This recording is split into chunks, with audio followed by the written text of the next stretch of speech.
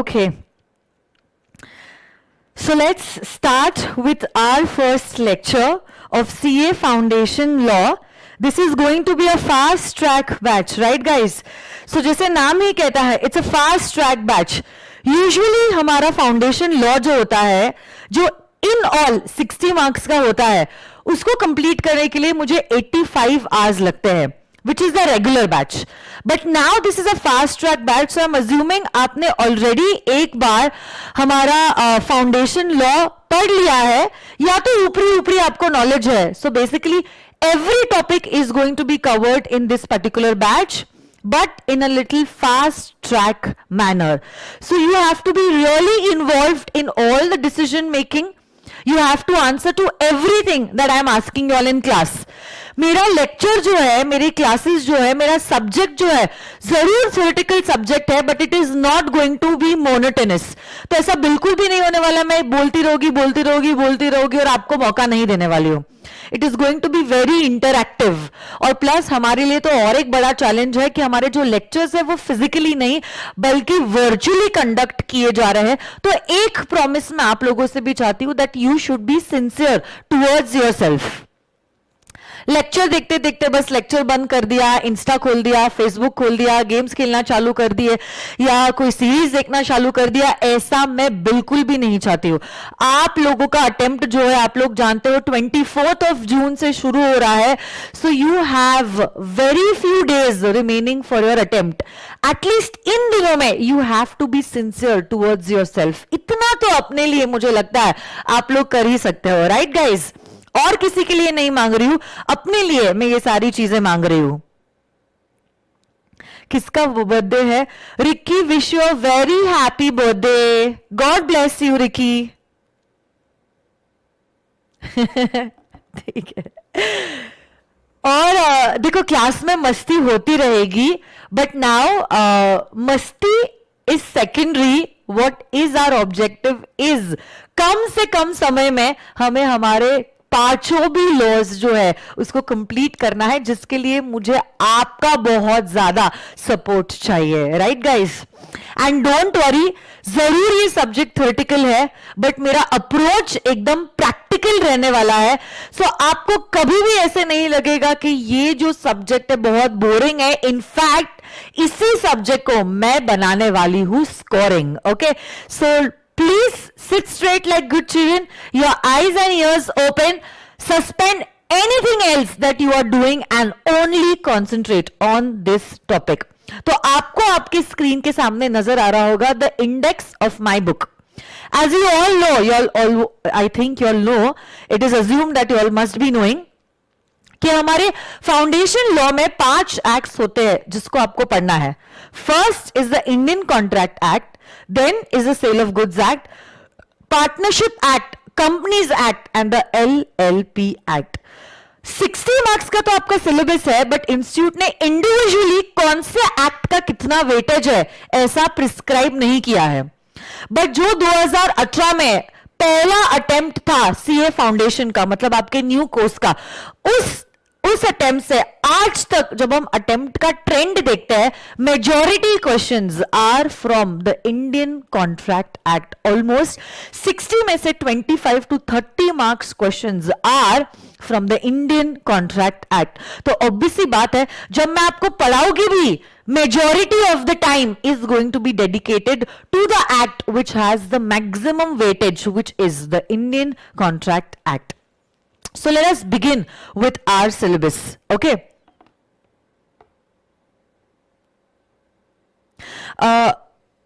Notes were dispatched a month back. I don't know why didn't you get your notes. I thought everyone has got their notes. अगर आपको notes नहीं मिली है, please contact my dispatch team. Because it's been a month that the notes have been dispatched.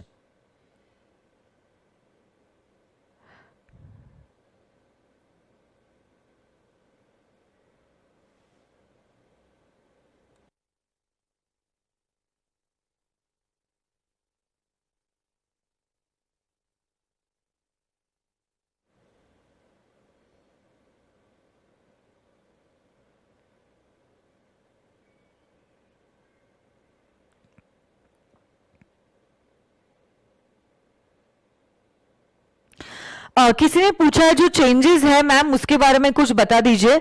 Late me tell you one thing.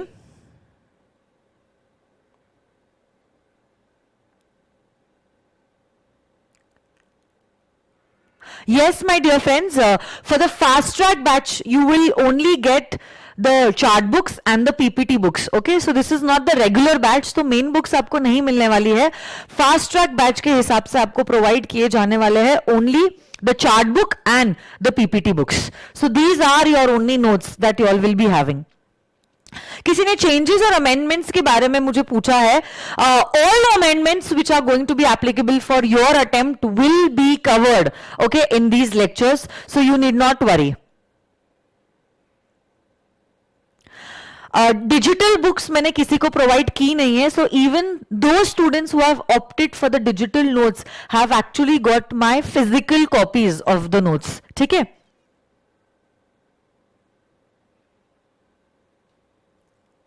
Okay so देखो, कुल मिला के you have 5 acts to learn in our syllabus. Indian Contract Act का जैसे मैंने कहा है सबसे ज्यादा वेटेज है, इसलिए समय भी मैं उसको सबसे ज्यादा देने वाली हूं. So without wasting even a single moment I am starting with the Indian Contract Act. I want every one of you all to suspend whatever you are doing and to concentrate on whatever I am going to teach right now. अब सुनो मेरी बात. Act का नाम क्या है? क्या आप लोग मुझे एक साथ बोल सकते हो क्या? जोर से, जहां कहीं पे भी आप बैठे हो, any place anywhere, does not really matter. आपको कैमरा के सामने, आपके मोबाइल के सामने, लैपटॉप के सामने बैठे बैठे मेरे साथ बोलना है, what is the name of the act that we are going to start studying with? The name of the act that we are going to start studying today is the Indian Contract Act 1872. What is the name of the act? बोलो तो बच्चों. Indian Contract Act 1872. Indian Contract Act 1872. जब मैं कहती हूं 1872 मतलब क्या होता है? 1872 is the year when this particular act came into force. 1872 is the year in which this particular act came into force. And what is the exact date on which this act came into force? 1st September 1872. So 1st September 1872 को ये act की शुरुआत हुई. 1st September 1872 को ये act की शुरुआत हुई और इसी दिन से ये कानून जो है एप्लीकेबल होना शुरू हो गया. एप्लीकेबल होना मतलब क्या? एप्लीकेबल होना मतलब क्या? बेसिकली ये जो कानून है इंडियन कॉन्ट्रैक्ट एक्ट का, ये किन किन लोगों को अप्लाई करता है और ये कब कब अप्लाई करेगा? एप्लीकेबिलिटी का क्या मतलब होता है? ये जो कानून है इंडियन कॉन्ट्रैक्ट एक्ट का, ये किन किन लोगों को एप्लीकेबल है और ये कब कब एप्लीकेबल होगा. इनफैक्ट every act का section number 1 always talks about the applicability of the act. हर एक कानून का, जो भी कानून आप पढ़ने वाले हो, चाहे वो इंडियन कॉन्ट्रैक्ट एक्ट है, पार्टनरशिप एक्ट है, कंपनीज एक्ट है, सेल ऑफ गुड्स एक्ट है, इंटर लेवल में आप लोग पढ़ने वाले हो नेगोशिएबल इंस्ट्रूमेंट्स एक्ट है, कोई भी कानून क्यों ना हो, हर एक कानून का पहला सेक्शन जो होता है, it is always talking about the applicability of the act. वापस से मैं कहना चाहती हूं, एप्लीकेबिलिटी का क्या मतलब होता है? एप्लीकेबिलिटी मतलब ये जो कानून है ये किन किन लोगों को एप्लीकेबल है और ये कब से एप्लीकेबल होना शुरू होने वाला है.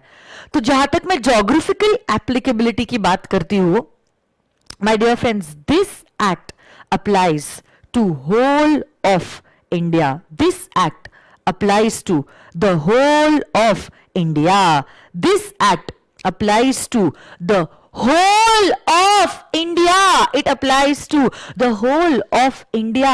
अब देखो, आप लोग जानते हो इंडियन कॉन्स्टिट्यूशन में हमने पहले जम्मू एंड कश्मीर को एक स्पेशल स्टेटस दिया था, बट अब वो आर्टिकल हमने भारत संविधान से हटा दिया है, जिसके वजह से अब कोई भी सेंट्रल एक्ट जब इंडिया में आती है, then my dear friends, those acts become applicable to the whole of India. अब वो कॉन्सेप्ट चलेगा, अब वो कॉन्सेप्ट चलेगा, including Jammu and Kashmir and excluding Jammu and Kashmir. अब कोई भी सेंट्रल एक्ट अगर नोटिफाई होती है, this act automatically applies to the whole of India. Just 1 second, let me check.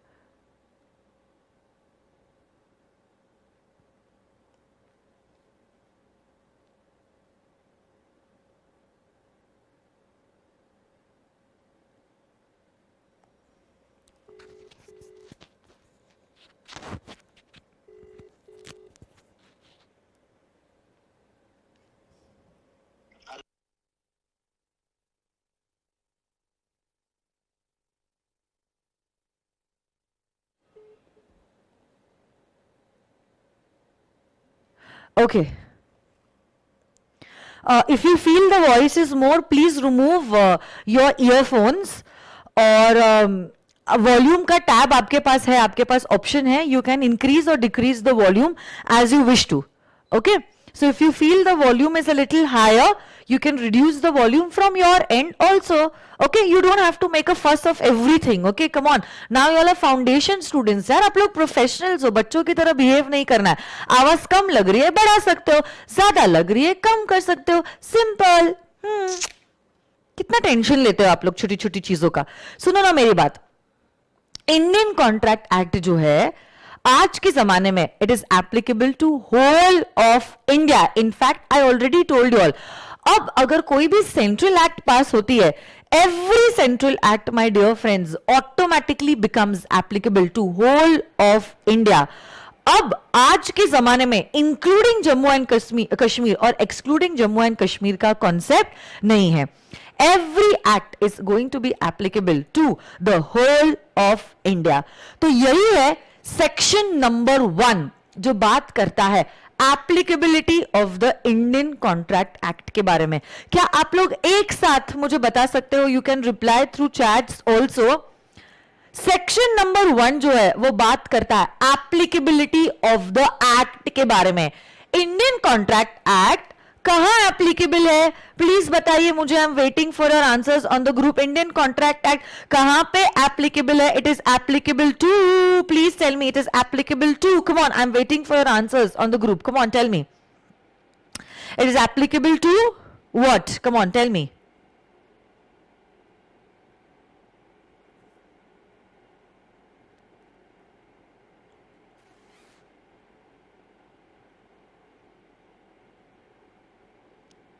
Very good Kashish, Alisha, Kajal, Piyush, Kanak, Arsh, Nandini, Pranali. Very good, I am so proud of you all my dear friends.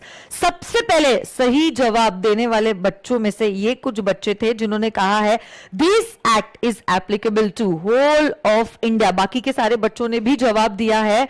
Very good my dear friends, everyone is correct. So section number 1 of the Indian Contract Act says that this act is applicable to whole of India, whole of India, whole of India. आपको including excluding Jammu and Kashmir अब बोलने की जरूरत नहीं है, because the special status that was given to the state of Jammu and Kashmir has been removed now. So now all central acts are automatically applicable to the whole of India. तो अब देखो वापस से मैं ये कानून के नाम पे आना चाहती हूं. क्या कहता है ये कानून का नाम?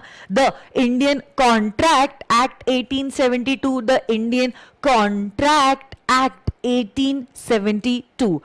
क्वेश्चन ये अराइज होता है, ma'am, what is the meaning of the word contract? Ma'am, oh ma'am, what is the meaning of the word contract?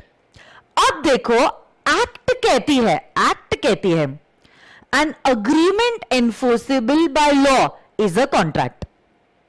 Act कहती है an agreement enforceable by law is a contract. And agreement enforceable by law is a contract. अब basically contract इस शब्द में दो शब्दों को जोड़ा गया है, agreement, agreement enforceable by law, agreement enforceable by law is a contract, agreement enforceable by law is a contract. But question arises, what do you mean by an agreement? Agreement enforceable by law is a contract, but what do you mean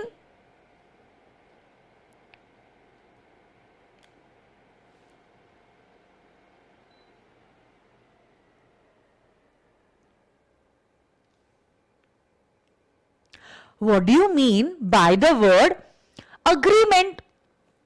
agreement बहुत simple word है जो हम layman language में भी use कर सकते हैं. Basically किस offer plus acceptance is nothing but it is an agreement. Offer plus acceptance is nothing but it is an agreement. जैसे कि से फॉर एग्जाम्पल मैं आपको पूछती हूं, do you want to purchase my iPhone for ₹50,000. I am offering you to sell my iPhone for ₹50,000. मैंने offer दी और आपने कहा क्या बात है, लाख 1.5 लाख का फोन मुझे 50,000 में मिल रहा है, वो भी अंकिता मैम का, इससे बेहतर और क्या हो सकता है. Of course I would love to purchase your phone for ₹50,000 ma'am. तो अब देखो यहां पे क्या हुआ है, मैंने ऑफर दिया है और आपने इसको एक्सेप्ट कर दिया है. Offer plus acceptance means N agreement. Offer plus acceptance means an agreement. Ricky कह रहा है यस मैम फोन दे दीजिए. Shruti Kashish, let me tell you one thing, ये सारे एग्जाम्पल्स जो मैं क्लास में दे रही हूं ये काल्पनिक है, वास्तविक जीवन से इनका कोई भी लेना देना नहीं है. ठीक है, so this is only for example purpose. Okay, तो सुनो ना मेरी बात. मैंने आपको एक ऑफर दिया कि क्या आप मेरा ये फोन 50,000 में खरीदना चाहते हो और आपने मेरे इस ऑफर को एक्सेप्ट कर लिया है. ये ऑफर प्लस एक्सेप्टेंस, ये ऑफर प्लस ये acceptance becomes an agreement. But अब देखो, agreement is not a contract.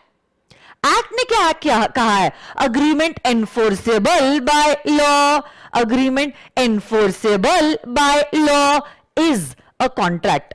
Agreement के साथ साथ हमें और एक एलिमेंट का रहना जरूरी है and this element is enforceability by law. ये जो अग्रीमेंट है it should also be enforceable by law. It should also be what my dear friends, enforceable by law. enforceable by law मतलब क्या, there should be a intention to create a legal obligation. There should be an intention to create a legal obligation. There should be an intention to create a legal obligation. जैसे कि I will give you another example. ठीक है, मैं कहती हूं चलो आज मैं बहुत ज्यादा खुश हूं, मैं बहुत ज्यादा खुश हूं, आज मेरा पहला दिन है मेरे फाउंडेशन के स्टूडेंट्स के साथ, चलो क्लास के बाद आइसक्रीम खाने चलते हैं, गर्मी का मौसम है, let's go for an ice cream treat guys. अब ऐसे केस में मैंने आपको एक ऑफर दिया है कि let's go for an ice cream treat और आपने ये ऑफर को खुशी खुशी एक्सेप्ट कर लिया है. कहा ऑफ कोर्स मैम, सिर्फ आइसक्रीम क्यों, चलो आइसक्रीम के बाद डिनर के लिए भी चलते हैं. मैंने ऑफर दिया, आपने एक्सेप्टेंस दे दिया. बट अब देखो क्लास के बाद मैं कुछ आइसक्रीम का नाम ही नहीं निकालती हूं, मैं आपको लेके ही नहीं जाती हूं for that ice cream treat. Will you be able to sue me for not following what I told in class? बोलो, मैंने आपको ऑफर दिया चलो आइसक्रीम ट्रीट के लिए चलते हैं, आपने हाँ भी बोल दिया, हाँ man of course why not, let's go for the treat after the class. But class के बाद मैं कुछ नाम ही नहीं निकालती हूँ आइसक्रीम ट्रीट के लिए जाने के लिए. मतलब बेसिकली अब I am not interested to take you all for this treat. Will you be able to sue me will you be able to sue me? Kashish, Shruti और निशांत कह रहे हैं नो मैम, हम आपको स्यू नहीं कर पाएंगे। तो क्यों बेटा, why will you not be able to sue me? आपने एकदम सही जवाब दिया। अच्छा, कोई कह रहा है, मानव कह रहा है मैम कोविड-19 है इसीलिए। बेटा आई नो कोविड-19 है, बट इमोशनल मत हो। I can understand, I can totally understand what you are going through. मस्ती करने की उम्र थी, खेलने कूदने की उम्र थी, और कहां आपको घर में लॉक कर दिया है। I can totally understand what you are going through, but अब बेटा कॉन्सेंट्रेट कीजिए, फोकस फोकस फोकस, राइट? आप क्यों मुझे स्यू नहीं कर पाओगे? बिकॉज, वेरी गुड निराली, क्या बात है निराली, कीप इट अप। निराली जी कहती है कि मैम यहां पे सिर्फ ऑफर, मैम यहां पे सिर्फ ऑफर और एक्सेप्टेंस था। मतलब आपके बीच में और हमारे बीच में मैम सिर्फ ऑफर और एक्सेप्टेंस हुआ, मतलब हमारे बीच में सिर्फ अग्रीमेंट हुई, हमारे बीच में लीगल ऑब्लिगेशन कुछ नहीं था।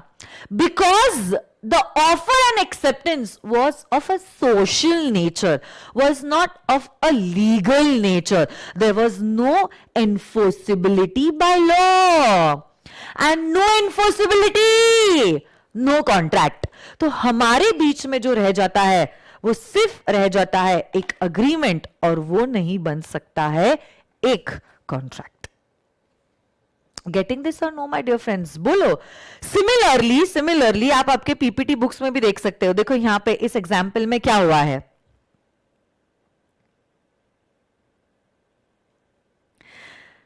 विराट और अनुष्का की वेडिंग एनिवर्सरी है, और इसी एनिवर्सरी पे विराट अनुष्का को प्रॉमिस करता है कि हे Anushka, on today's special day, on our anniversary, I am going to gift you a diamond ring. So अब बेसिकली विराट ने डायमंड रिंग देने का ऑफर किया, अनुष्का ने उस चीज को एक्सेप्ट कर लिया, अनुष्का ने उस चीज को एक्सेप्ट कर लिया। बट अनफॉर्चुनेटली इवनिंग में ऑफर हुआ, एक्सेप्टेंस भी मिल गया। ऑफर हुआ, एक्सेप्टेंस भी मिल गया, but unfortunately my dear friends, Virat did not give this diamond ring to Anushka on that evening. अब मुझे बताओ क्या अनुष्का विराट को स्यू कर पाएगी? क्या अनुष्का विराट को स्यू कर पाएगी? So the answer to this question is no. Unfortunately Anushka Virat को स्यू नहीं कर पाएगी। क्यों नहीं कर पाएगी माय डियर फ्रेंड्स? क्योंकि दोनों के बीच में जो हुआ वो सिर्फ एक अग्रीमेंट माना जाएगा, वो सिर्फ एक अग्रीमेंट माना जाएगा। So very good my dear friends. Suyash, Piyush, Komal ने सही जवाब दिया था, बट सबसे पहले सही जवाब के साथ साथ रीजनिंग दिया है पूजा ने और ऋतुजा ने, और तीसरा जो बच्चा है या बच्ची है वो है निशांत। मैं देख रही हूं इस ग्रुप में सारी लड़कियां ही सबसे ज्यादा एक्टिव है। लड़कों थोड़ा शर्म करो, आपका ध्यान कहां है? पढ़ाई पे ध्यान दो और मेरे सवालों के जवाब दो। Come on guys, mostly all the girls are only giving the answers.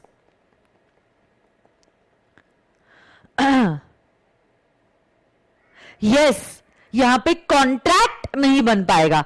क्यों कॉन्ट्रैक्ट नहीं बन पाएगा? क्योंकि there is not a legal relationship between these two persons. इनका जो अग्रीमेंट हुआ था that was of a domestic nature. तो समझ में आई बात आप लोगों को? आप लोग काफी स्मार्ट बच्चे हो। हाँ, वेरी गुड। कोई भी कॉन्ट्रैक्ट बनने के लिए आपको अग्रीमेंट के साथ साथ चाहिए होता है एनफोर्सेबिलिटी बाय लॉ। आपको क्या चाहिए होता है? Enforceability by law. So basically what is a contract? Offer plus acceptance plus enforceability by law. What is a contract बोलो तो offer plus acceptance plus enforceability by law, सारी की सारी चीजें हैं तो ही माना जाएगा एक कॉन्ट्रैक्ट बनता है, अदरवाइज आपका कॉन्ट्रैक्ट नहीं बन सकता है.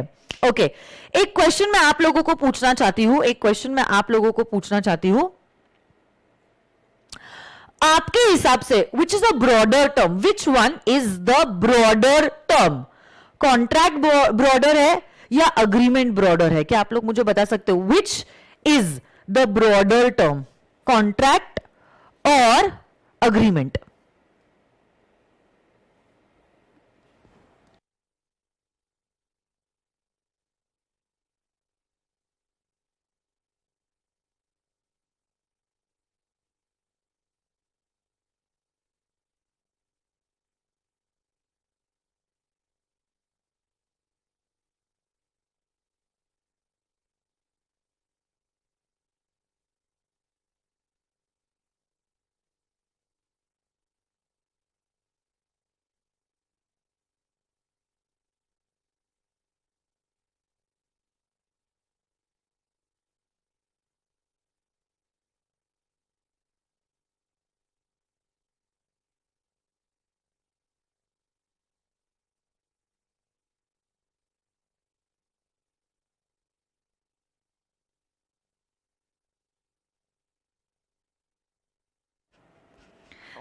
Yes, so all of you all have almost given me the correct answer.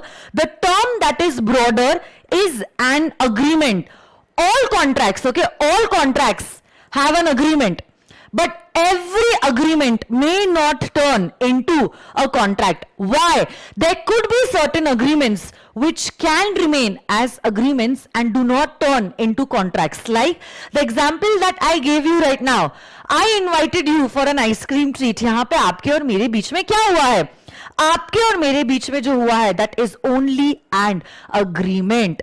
सिर्फ है एक offer and acceptance. Whereas Virat और अनुष्का जो एग्जाम्पल था उस केस में भी माय डियर फ्रेंड्स हमारे बीच में जो हुआ है that is only an agreement. Why? Because the relationship between them is of a domestic nature and there is no legal obligation.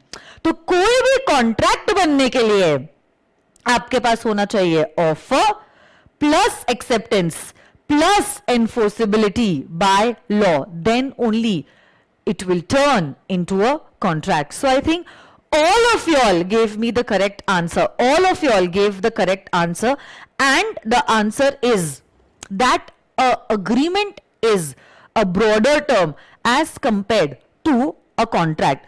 तो अगर ऐसा कुछ मुझे बताना हो through a diagram, this is an agreement.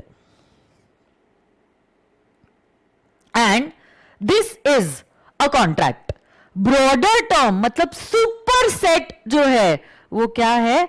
Agreement. अब ये अग्रीमेंट सोशल भी हो सकती है, डोमेस्टिक भी हो सकती है, बट अगर आपकी अग्रीमेंट कमर्शियल टाइप की है तो आपका अग्रीमेंट क्या बन जाएगा? बन जाएगा एक कॉन्ट्रैक्ट. बन जाएगा एक कॉन्ट्रैक्ट. बन जाएगा एक कॉन्ट्रैक्ट. यस और नो गाइस? बोलो. तो जैसे कि यहां पे देखो क्या हुआ है. There are two parties. Aamir and Shahrukh. अब आमिर जो है वो शाहरुख को पूछ रहे हैं, hey Shahrukh, are you interested to buy my car at 50 lakh rupees. यहां पे आमिर ने दिया है एक ऑफर और शाहरुख ने इसी ऑफर को एक्सेप्ट कर लिया है. शाहरुख ने इसी ऑफर को क्या कर लिया है?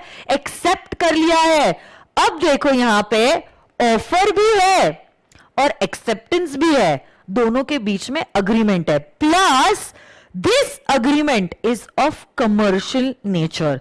Because this agreement is of commercial nature, यहां पे अग्रीमेंट है जो एनफोर्सेबल है, and an agreement enforceable by law turns out to be a contract. तो अब दोनों के बीच में जो होगा will be a contract, will be a contract. Getting this or no my dear friends?